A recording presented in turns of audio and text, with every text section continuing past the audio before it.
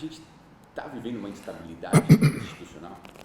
Olha, sim, mas o que está me deixando mais preocupado, refletindo aqui de longe, não em Brasília, mas aqui de São Paulo, é que essa instabilidade institucional está deixando para segundo plano, muitas vezes, uma outra agenda que é fundamental, né? Que é a agenda da economia, a agenda do crescimento, da geração de emprego, que cuida da vida das pessoas, né? A questão institucional das despesas públicas, a responsabilidade fiscal.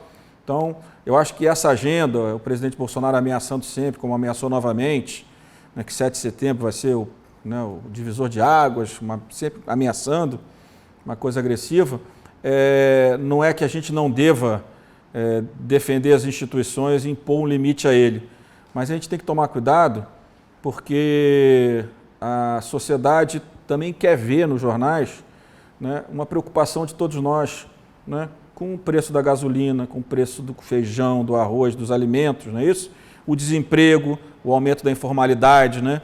A economia cresce pouco e cresce trocando emprego formal por emprego informal mais precário, com renda menor. Eu acho que tem uma maioria da sociedade e é por isso que a gente ainda não tem um candidato de centro viável, que está no seu dia a dia vivendo a sua vida. Talvez essa crise institucional, que precisa ter reação, acho que o Supremo tem reagido bem, eu acho que a Câmara, na minha presidência, reagiu bem, o Senado vem reagindo bem agora, eu acho que ela é fundamental, ela é importante, mas isso tira um pouco do foco. Quer dizer, essa discussão, por exemplo, dos precatórios, né, a proposta, infelizmente, e com todo respeito, que o presidente Fux está fazendo, é uma proposta que é uma bomba atômica no respeito do Brasil como um país sério, que paga as suas contas, né? E isso fica um pouco de lado, porque o presidente toda hora, eu acho que ele faz questão que a agenda que está na primeira página dos jornais, nas televisões, nos blogs, tem muito mais relação com essas coisas que ele ameaça, que eu acho que ele não tem força para avançar e aplicá-las, do que tratar desse outro passivo, que vai ser o economista Marco Lisboa, que eu tenho uma boa relação, diz sempre já me diz há bastante tempo, que nós vamos ter uma herança maldita em 2023, a herança, né, nessa área toda fiscal, econômica, e está cada vez mais claro que isso vai acontecer, que nós vamos entrar em 23, primeiro com o orçamento capturado pelo parlamento. O próximo presidente vai ter que desfazer isso, não dá para ser desse jeito, não que o parlamento não possa ter importância em conjunto com o governo federal da decisão de investimentos do governo federal, mas não pode capturar como capturou o orçamento. Na questão do respeito ao teto de gastos e principalmente, né, no pífio crescimento da economia, que tem impacto na vida das pessoas, a inflação. O governo comemora a melhoria dos indicadores do governo, que a inflação tem ajudado, mas a que custo? Quem é que está pagando essa conta? Porque se o governo está sendo beneficiado de um lado, alguém está pagando a conta do outro. E quem está pagando a conta do outro é sempre o brasileiro mais simples, o brasileiro com uma renda menor. E essa instabilidade toda que é gerada e diante de todos essa herança que terá o próximo governo, isso atrapalha na atração de investimento, atrapalha... Total, olha, em 2019, no meu discurso, antes de abrir o resultado da Previdência, eu disse que investidor de longo prazo não investe em país que ataca suas próprias instituições. Então, até naquele momento, a revista Época ainda, o Hélio, que hoje é editorialista do Globo, fez um artigo, ele cita essa parte que eu falo. Então, desde 2019, eu estou dizendo que tem alguns temas que são anteriores às questões econômicas para o investidor de longo prazo, principalmente o estrangeiro, que é a questão da democracia, a questão do meio ambiente, não é isso? Era a questão também de relações internacionais, aquele ministro maluco, e a questão fiscal. São pilares que são anteriores à decisão. Depois disso é que ele vai lá deixar o fiscal de fora. Ataque às instituições, meio ambiente e relações internacionais. Eu acho que esses temas são pré-decisão de qualquer nível. A partir daí ele vai dizer, o Brasil está apto, tem crédito. Então agora vamos decidir se dentro disso a situação fiscal, a situação das reformas, os marcos legais que nos garantam segurança jurídica para investir, se estão indo no caminho correto. A partir daí investe. Então, eu lembro que em 2020 tive uma reunião dura com o Paulo Scaff, com alguns empresários, dizendo isso. Vocês vêm aqui tratar de quê? De que reforma? Se não mudar esse ministro do Meio Ambiente, ministro das Relações Exteriores, não mudar a forma do governo se relacionar com as instituições, não adianta nada de estar aqui discutindo projeto. Os projetos vão ser irrelevantes. Eu acho que eu estava certo. Então, eu acho que o Brasil, com todos esses ataques, a gente fica com essa espuma toda na frente. A gente está preocupado, com razão, com o 7 de setembro, com o que vai acontecer, se as polícias militares em alguns estados vão entrar para ajudar as manifestações, se elas serão violentas ou não, as ameaças do presidente. Isso ocupa muito espaço. Enquanto isso, né, o dia a dia, a vida das pessoas, o dia a dia das pessoas está sendo, de alguma forma, ou negligenciado ou tendo pouco espaço dos meios de comunicação. Acho que a gente devia também garantir um espaço grande. Outro dia eu vi uma manifestação, pessoal, os motoristas de Uber reclamando do preço da gasolina, né? E o Bolsonaro tenta transferir para os outros. Se talvez tivesse um debate maior, por que a gasolina está a R$ 7,00? Né? Nenhum dos indicadores mudou. Os impostos, as alíquotas dos impostos estaduais não aumentou, do governo federal até reduziu, mas é pouco relevante. Mas por que então a gasolina subiu tanto?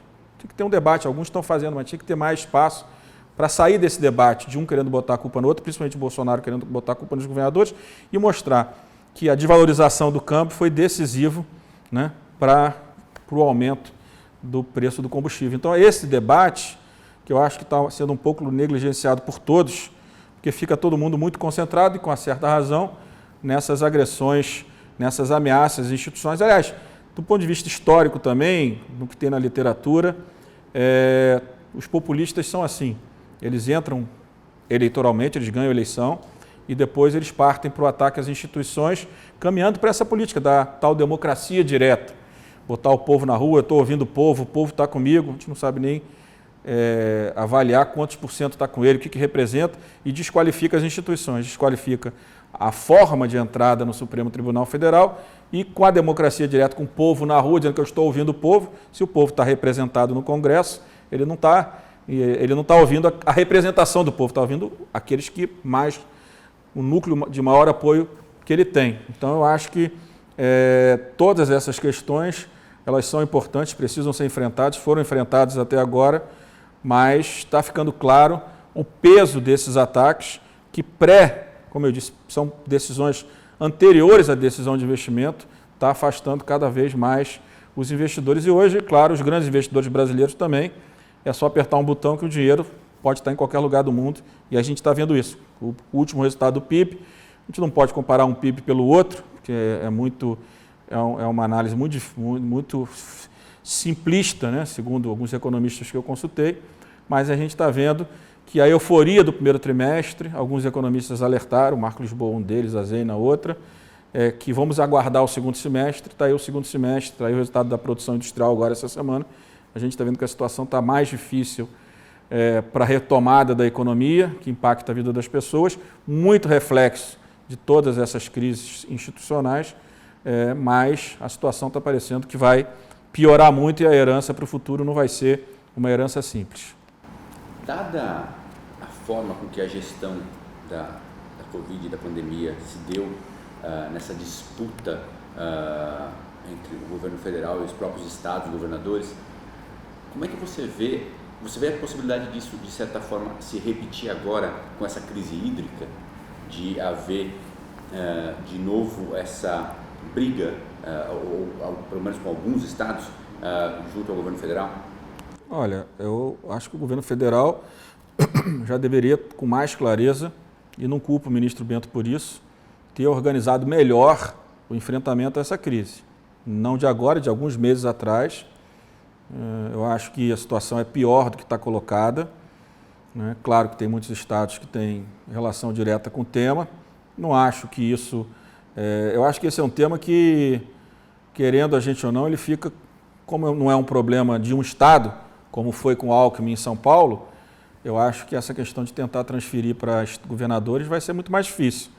Eu acho que a responsabilidade do governo federal em relação ao sistema de energia é muito claro. E quando nós tivemos outra crise, o brasileiro tem memória, não faz tanto tempo, quem coordenou tudo foi o Pedro Parente, na Casa Civil. Então, eu não acho difícil ele conseguir responsabilizar um governador, até porque toda a matriz energética tem um comando dado pelo Ministério, pela agência, que são os responsáveis pela regulação e pelas decisões em relação a esse tema. Acho que a situação é grave, pelo que eu estou vendo, o governo essa semana deu um passo, mas não foi o passo do que eu acredito, pelo que eu estou ouvindo dos técnicos da área, que deveria ter sido dado.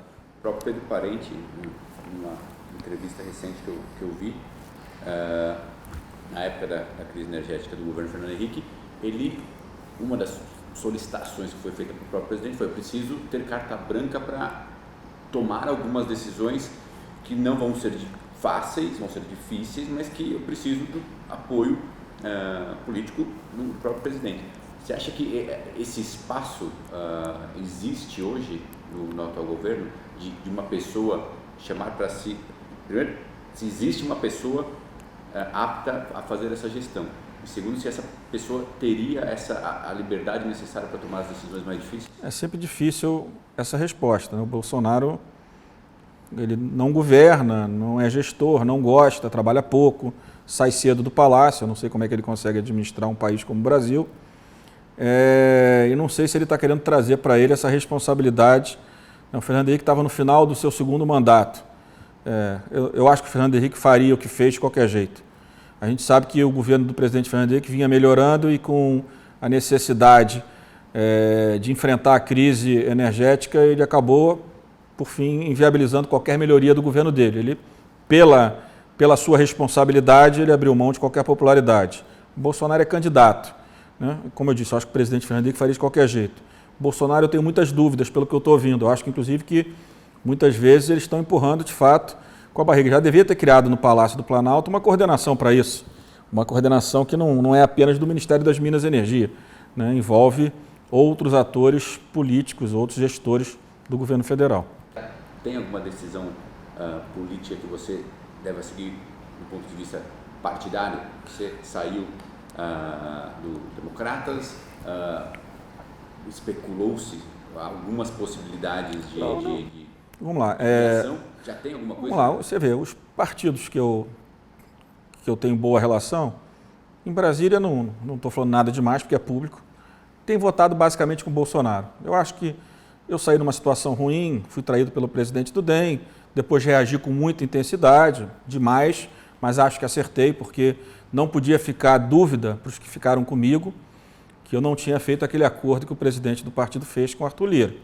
Eu tinha ficado com Baleia e fui com Baleia até o final e acreditei que a gente podia ganhar, e perdemos, da vida, do processo democrático. Eu acho que qualquer decisão de filiação minha nesse momento, principalmente até semana passada, era uma decisão que ia acabar gerando conflitos meu com os deputados e deputadas do partido. Que eu ia ser muito duro em relação ao governo, né? Os deputados estão votando com o governo, eu achava que não valia a pena o movimento agora, já que daqui a alguns meses os partidos claramente vão começar a se afastar do presidente Bolsonaro, do dia a dia das votações. A gente vai ter mais clareza de quem vai estar contra, quem vai estar a favor do presidente no nosso campo político, não na esquerda. É claro que a minha tendência natural é acompanhar o prefeito do Rio, Eduardo Paes, né? Sou deputado pelo Rio, tenho 6 mandatos, não pretendo mudar o meu domicílio eleitoral. Acho que São Paulo é uma grande oportunidade para eu aprender, né? Eu acho que eu tive um grande aprendizado nesses 6 mandatos como deputado, como gestor pouco. Só fiquei 1 ano na Prefeitura do Rio, numa secretaria mais política, aqui numa área mais econômica, na área de concessões, participando toda quarta da reunião do Comitê Econômico com o Henrique Meirelles, comandada pelo governador Rodrigo Garcia, com toda a equipe da área, né, de orçamento, da área tributária, que é uma área que eu gosto, que eu quero aprender, que eu tenho pouco aprendizado de gestão. Então, a minha decisão de vir para cá tem a ver com isso, e também uma sinalização para os políticos, aqueles que me ouvem, que me respeitam, que eu tenho dito o que eu tenho dito. Se eu fizer um comercial sobre qualidade da gestão, sobre uma agenda econômica para o futuro, eu acho que eu consigo colocar o Dória e o Eduardo Leite no mesmo comercial, no mesmo produto, né? Os dois fazem uma gestão com reformas importantes no lado das despesas. Os dois vêm fazendo grandes governos, a economia de São Paulo vem reagindo acima da média da economia nacional, Rio Grande do Sul também. Eu acho que a gente consegue a mesma qualidade de candidatura e depois de governo com os Dória ou com o Eduardo Leite. Mas nós estamos tratando de um colégio eleitoral de 22% do eleitorado e um de 3%. Nós temos que viabilizar um candidato no nosso campo. Nós temos dois campos, centro-direita e centro-esquerda. Eu acho que na centro-esquerda é o Ciro, que vai tentar se viabilizar ali no campo, no enfrentamento ao Lula. Eu acho que no nosso campo aqui, para tirar o Bolsonaro do segundo turno, tem que ser um candidato no nosso campo. Eu vejo hoje esses dois candidatos, me dá a impressão, estou olhando de longe, que o Tasso não vai continuar, mas também se continuar também, colocaria os 3 no mesmo comercial, sem dúvida nenhuma. O Tasso tem um grande político, um grande empresário, um cara que tem muito respeito de todos nós na política. E tem o Rodrigo Pacheco, que parece que o PSD está caminhando, que eu acho que seria um pouco parecido com isso aqui. Mas por que a sua decisão também de vir para São Paulo, além da experiência? Eu acho que a sinalização política que não dá para tratar o governador de São Paulo como alguns estão tratando, excluindo ele do processo, tentando rejeitar a possibilidade da candidatura dele. Todo governador de São Paulo é um candidato natural a presidente da República, pela importância de São Paulo e pelo tamanho do colégio eleitoral. Então é muito mais fácil o Dória, com a boa gestão que vem fazendo, com a recuperação da avaliação que vem, ele começar a ser visto como um possível candidato a presidente, começar a crescer nas pesquisas. Se ele chegar em São Paulo a 35%, 30%, 35%, ele bateu 10% no Brasil, porque soma uns 6, 6,5% daqui, acaba impactando em outros estados, acaba chegando a 10% e acaba ficando um candidato viável. O Eduardo Leite, como eu disse, e o Tasso e o Rodrigo se encaixam no mesmo comercial, mas eu acho que eles não têm essa vantagem comparativa que o Dória tem. E agora não é uma questão de escolha do meu melhor amigo. O Dória nem é meu amigo pessoal, né? Eu tenho uma ótima relação construída com o presidente da Câmara, com o governador Eduardo Leite, com o presidente Pacheco, eu que levei para o DEM, né? Eu que fui a Minas Gerais, quando ele era pré-candidato a governador, tirar a pré-candidatura dele e anunciar aos partidos aliados que ele seria candidato ao Senado. Então eu tenho relações pessoais com, pelo menos acho eu, conversei mais vezes com o Eduardo Leite, né, na residência da Câmara, batendo papo, almoçando, trocando ideia, do que com Dória. E com o Rodrigo Pacheco nem se fala. Mas acho que nesse momento, eu acho que a gente tem que ter um pouco de pragmatismo. E a unificação do centro passa por São Paulo, sendo o Dória candidato ou não, mas não dando a ele a oportunidade, nos próximos meses, dele tentar se viabilizar no maior colégio eleitoral do Brasil, eu acho que é correr o risco de uma divisão definitiva e a clareza de que nós estamos deixando, com isso, o Bolsonaro ser a alternativa ao presidente Lula no segundo turno. E seja com Dória, Eduardo Leite, Tarso, enfim, essa sua vinda para São Paulo, essa sua aproximação com o PSDB de modo geral, também é uma sinalização. Você, no seu discurso como foi anunciado, você dizia que vir para São Paulo era uma clara sinalização do caminho que você apoiava e acreditava. Pelo que eu expliquei aqui. Exato. Essa aproximação pode virar também uma aproximação para ou uma eventual eleição, né, do candidato do PSDB, uma volta para Brasília no Poder Executivo, ou seja, vice-presidência, seja algum ministério específico? Não, eu sempre tive uma visão, estava tendo uma visão nesses últimos meses, que eu acho que a gente tem que reconstruir um partido de centro-direita. Eu acho que esse cenário vai mudar muito. Eu acho que tem duas grandes lideranças em ascensão no cenário nacional político hoje. Cada eleição muda. Quem ganha cresce, quem perde, não é isso? É do jogo, né? Eu tive mais forte quando era presidente da Câmara. Se eu tivesse feito meu sucessor, eu era mais forte. É do jogo político. E a política é assim. Você avança, recua e tem que ter bastante equilíbrio para respeitar os momentos onde você tem resultados de pior qualidade. Mas eu acho que tem duas grandes lideranças no nosso campo que eu acho que vão comandar um novo partido de centro-direita, que é o vice-governador de São Paulo, Rodrigo Garcia, e o prefeito do Rio, Eduardo Paes, né, que são da minha geração e, para mim, são os dois melhores gestores públicos dessa geração que eu conheço, né, e que não estão colocados como candidato a presidente. Então, eu acho que essa é uma eleição, né, até por isso acho também que que o Dória, né, por ter mais experiência do que o Eduardo, talvez tenha essa vantagem, mas acho que o Eduardo tem uma grande experiência como governador e principalmente como prefeito de Pelotas. Mas eu acho que esses dois quadros vão acabar comandando, a partir de 2023, a construção de um grande partido no nosso campo. É a minha análise olhando mais ao centro aqui. Eu aposto nisso. E como eu tenho uma relação de irmão com o Eduardo Paes e também com o Rodrigo Garcia, eu acho que eu posso ser um elo. Eu acredito muito, olhando a política como um instrumento, de fato, de diálogo, de debate, de clareza nas ideias, o que cada um representa. Eu acho que esses dois quadros serão os protagonistas no futuro. Então, eu também estar aqui próximo ao Rodrigo Garcia, fazendo essa ponte com o prefeito do Rio, Eduardo Paes, pensando, como nós já estamos pensando, coisas que nós podemos fazer junto, o governo de São Paulo e a prefeitura do Rio, eles não são adversários. São Paulo é muito forte no comércio, no turismo de negócios, no comércio.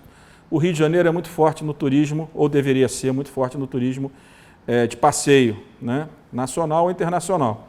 Né? São complementares. Né? Não tem por que uma pessoa não aterrissar em Guarulhos, trabalhar aqui, depois pegar um avião e ir para o Rio, ou começar a sua chegada no Sudeste ou no Brasil pelo Rio, visitar a cidade do Rio, a Serra do Rio, as praias do interior do Rio, tanto que seja para o sul ou para o norte, né? E depois via São Paulo trabalhar, não é isso?